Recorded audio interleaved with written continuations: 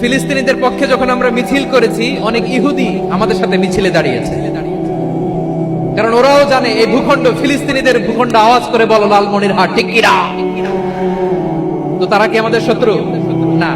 অনেক খ্রিস্টান আমাদের সাথে, আমাদের স্বার্থ রক্ষায় আমাদের পাশে দাঁড়িয়েছে। খেয়াল রাখবেন, হিন্দু আর হিন্দুত্ববাদ এক নয়, ইহুদি ধর্ম আর জায়নিজম এক নয়। এই যে ফিলিস্তিনের ভাইয়েরা, তারা তাদের স্বাধীনতা সংগ্রামের জন্য লড়াই করছে, করে যাচ্ছে, আমরা এটাকে সমর্থন জানাই। চিল্লায় বলো ঠিক কিনা?